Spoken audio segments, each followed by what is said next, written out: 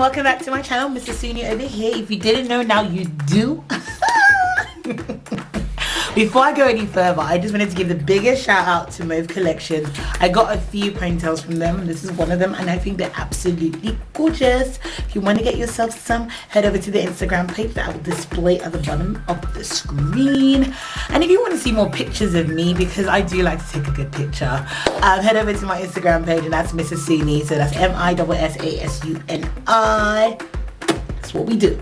Okay, so today's conversation. Whew, that's what I'm gonna say. Well, basically, there's been a lot of relationship talks, loads of stuff from.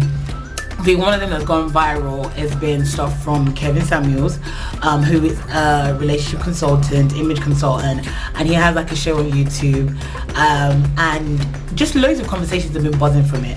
But the key topic was the fact that if you are 30 and you don't have children and you're not married, is it really over for you? Let's get right into today's conversation.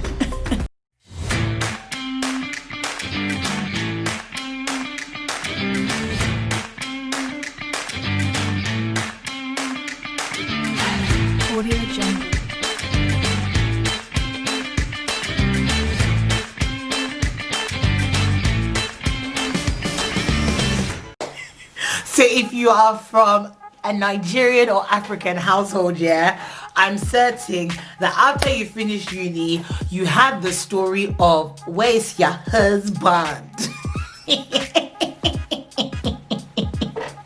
You were not allowed to have a boyfriend before this, but automatically you're meant to produce husband straight after uni because you know you have finished school, you are a graduate now, you have job, the next thing is husband. And consequently, after the husband, is children.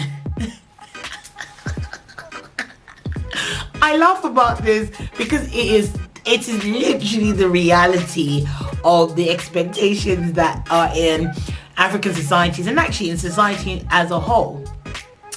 And I literally was that chick that had my life all planned out and written, and so all the things I was going to achieve. So I was going to be married at 24, have my first baby at 25, have my second baby at 27, and me and my husband were going to live happily ever after. That was the plan. But clearly, I wasn't thinking about who I was at that age. Because definitely, if I got married according to this life plan, I'll be a divorcee. Like, it's not a question. I would definitely be divorced.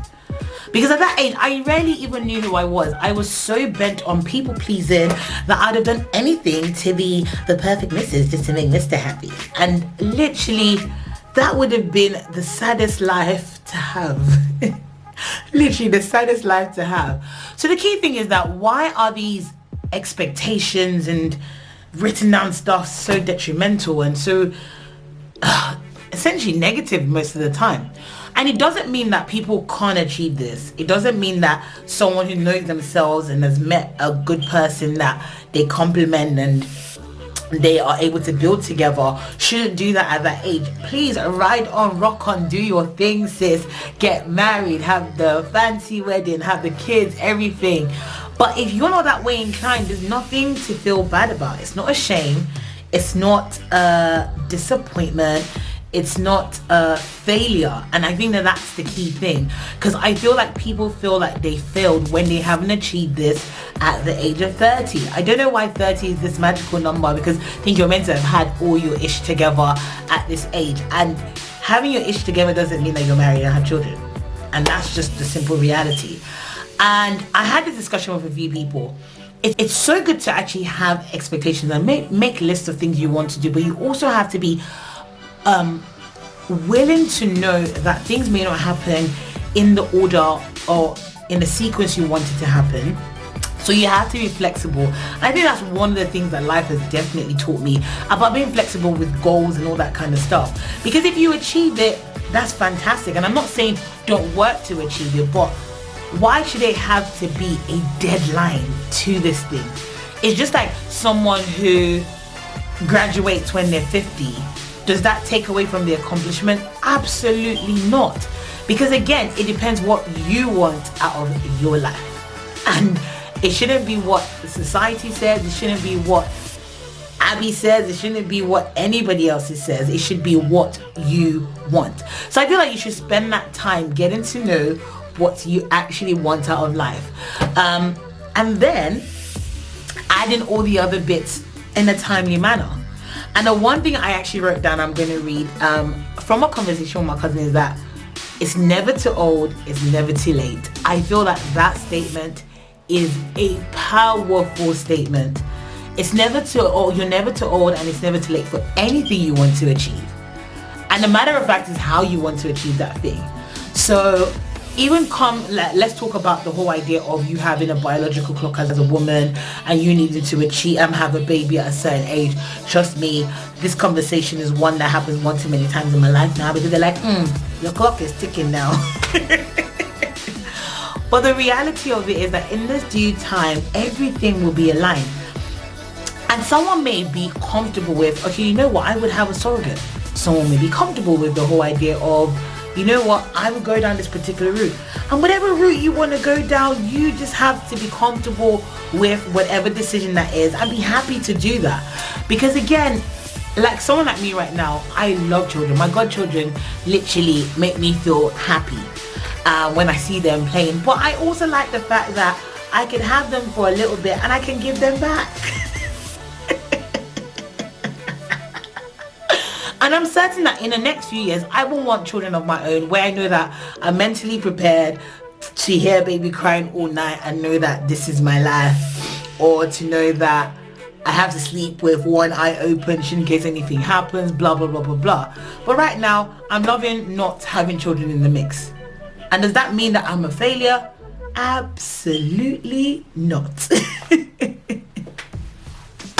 Absolutely not. Having this time restrictions here can actually be very, very negative, because I feel like having this time restrictions is the reason why people don't even try when they do have the opportunity to try, because they feel like they've missed out on the time where they would have got the accolade of doing it.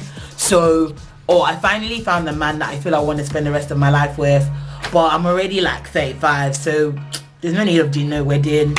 Might as well just like live in the house with him. We just be and just do what we need to do and forget the whole idea of their aim was to get to this destination and enjoy this beautiful bliss that they call marriage. And people sometimes, because of these restrictions, like basically stop themselves from living how they want to live and getting what they want to get when they actually arrive at the place. So no restrictions as to when you want to do what you want to do, how you want to do it. And Kevin Samuel points out something that I think is very vital. So it's not just this, as we like to say within my friendship group, aspire to aspire. It's not just everything you want is going to happen how you want it, when you want it, blah, blah, blah, blah, blah. There are things to bear in mind that definitely happens when you wait longer. There are definitely things that happen and you have to be mindful of. So if I am a 35-year-old, 38-year-old, 37-year-old woman, and the pool of guys that I'm trying to attract also have the options of having a 22-year-old, 25-year-old woman that is maybe just as accomplished as I am, the reality of it is that they may choose to go to the younger person. So I then, as an older person, or whatever age I am, need to realize that what are the things that I want out of a spouse. And some of the times I feel like some of us are not realistic with what we want. And I'm not telling you to lower your standards. Trust me, that's not what I'm telling you to do. But it's a case of, if I want a particular thing, am I willing to do what it takes to get that particular thing? And I feel like this is what Kevin Samuel is consistently trying to let people know, that there's certain things, certain steps that you have to take in order to attract the kind of people that you want. And in some cases, he's basically telling people that the people you want may not want you. And that's just the reality. And I feel like that applies to whatever age. Whatever age, the people you want may not want you.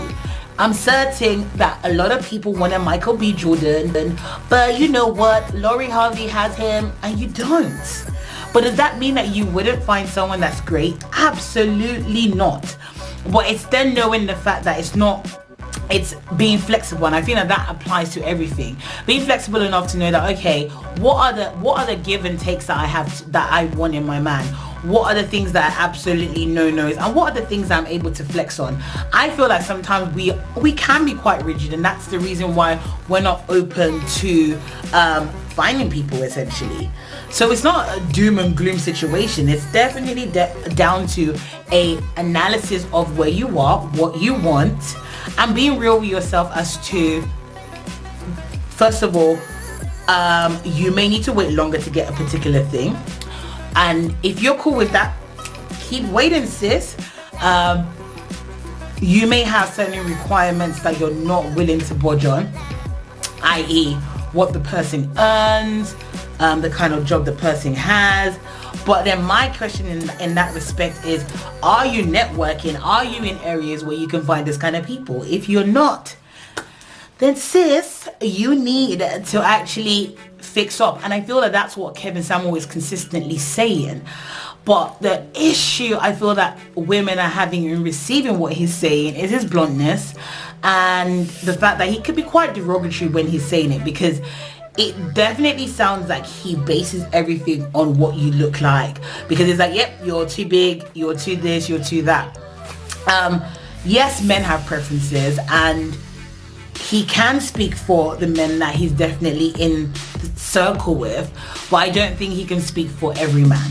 So if you are a big sister and you are comfortable being a big sister, you shouldn't feel like, oh, I have to become a size 8 to find a man kind of thing. But you have to also be aware that there might be men that don't find you attractive, and that's okay. So my thing is the fact that it's never too late to find the right person. You just have to know that what you're looking for, you are positioning yourself to receive it. What you're looking for is attainable. Because again, my cousin gave an example of if a requirement to get a particular thing means that you have to be blood group AA and you are an AF. There's absolutely no changes that you can make that will make you fit into that criteria, because you can't change your blood group. So again, it's about knowing those things and knowing, okay, these are the things I can change, I change them. These are the things that I can't change, I accept them, and I go into the dating world, I go into the relationship world understanding this, being empowered by this and not crippled by this, to then go for what I want. So at whatever age, you're never too old and it's never too late to have the relationship, the man, the children, the blessings, and everything that you want out of life. So on that note, let me know what you think, and let's keep this conversation going. So don't forget to subscribe, like, share, you know how we do, and I'll catch you in the next video.